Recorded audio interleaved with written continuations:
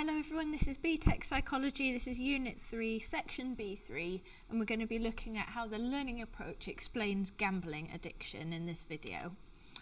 Right, for every addiction we look at initiation, how the addiction begins, maintenance, how it continues, and relapse, what happens when someone tries to quit. So for initiation of a gambling addiction, how does it begin? The first way that the learning approach explains this is through social learning. So in vicarious reinforcement, remember, we watch somebody else be reinforced for an action and therefore we're more likely to copy it. In gambling terms, what happens is we watch other people win, which rewards their gambling behaviour, and therefore we're more likely to start a gambling addiction ourselves. Equally, if we see people in the media enjoying the action of gambling, then we're more likely to copy them because the enjoyment of it can be a reward. Then another way it's explained is through operant conditioning. So often someone will have a big early reward or a big early win when they start gambling, and that will encourage the behaviour. As you know, positive reinforcement, when that happens, we're more likely to repeat a behaviour. And then another way that gambling addiction starts is through association. So in terms of classical conditioning, what might happen is when you're gambling and you've got that raised heart rate, that excitement, you might be in a casino environment and therefore be able to hear or see other things. So I've used the example of slot machine sounds here, which initially wouldn't create any response. Once you've gambled enough in that environment, just hearing the slot machine sounds becomes a conditioned cue, and that causes that physical reaction of having a raised heart rate that gambling would normally cause. And so in terms of initiation, you've been conditioned to associate the slot machine sounds with gambling, with excitement and all the rest. And so you're more likely to start using that sort of gambling. So it kind of gets you from one form of gambling into another form. So it can start an addiction in that way. And that's, as I said, that can happen it doesn't have to be slot machine sounds, it can be any, like pictures or whatever can be associated with it. Okay, so that was initiation. Maintenance. How is a gambling addiction maintained? How does it continue? So the first main way is through positive reinforcement. So you have wins that encourage you to carry on playing. The buzz of playing acts as a reward. A big win near the start. Something that's a near miss that causes excitement where you were really close. That can also act as positive reinforcement. And then negative reinforcement, as you remember, is where we perform an action that takes us out of a negative state.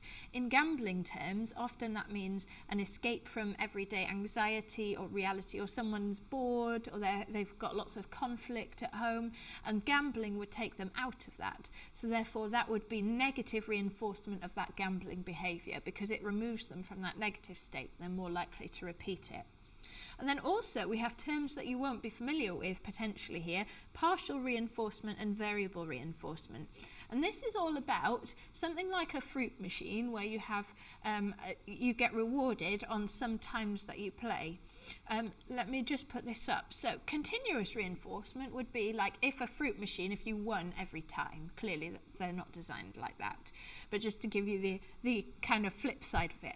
Partial reinforcement is what gambling machines use. And the reason for that is that it makes people play for longer. Partial reinforcement means you only win on some of the times. And the way to really keep people playing is to use what's called a variable ratio, where you reward the behaviour on some of the times, so you win some times that you play, and it's unpredictable. So like, it's not a predictable schedule like you win on every third time, that would be a fixed ratio, but it's variable, so you don't know when the win is going to come, which means you just keep playing, you think, oh, just one more, I might win the next time, I might win the next time. So that's what produces the highest and steadiest response rate. People keep playing. So that's maintenance because it's continuing the behaviour. Okay, next one, relapse. So conditioned cues that we looked at the very start for initiation, you've got the same process going on here. Those things that have become conditioned and associated with gambling will cause you to react to the cue. So if you've associated the sounds of a casino with the excitement of gambling, all you have to do is hear the sounds of a casino, for example, by walking past, and it will trigger that physical reaction, that raised heart rate, that excitement that you felt when you were gambling. And so this means that you experience really strong craving and you're more likely to gamble. Okay, so that's initiation, maintenance, and relapse. Let's look at evaluation. So we've got research support for the idea of partial reinforcement.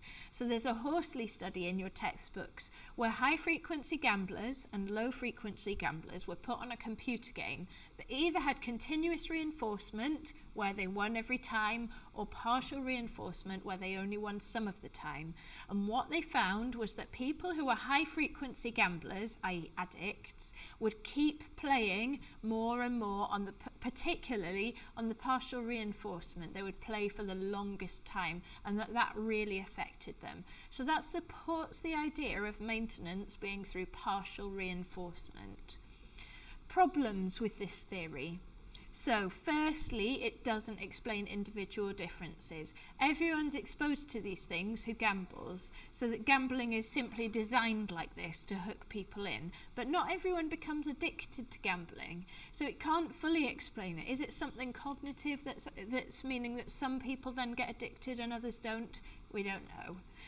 The next issue with this theory is that it doesn't explain why more men are addicted to gambling than women. Is that a biology thing? Is it a thought process thing? We don't know. And the last problem is that we know that there is biology at play in gambling. So, for example, we know that there's a genetic link. If you have certain genes, you're more likely to become addicted to gambling, a genetic predisposition. So, but actually, learning theory totally ignores that. It is only looking at the role of the environment and reinforcement in the environment. So that's a problem with learning theory because it can't fully explain it.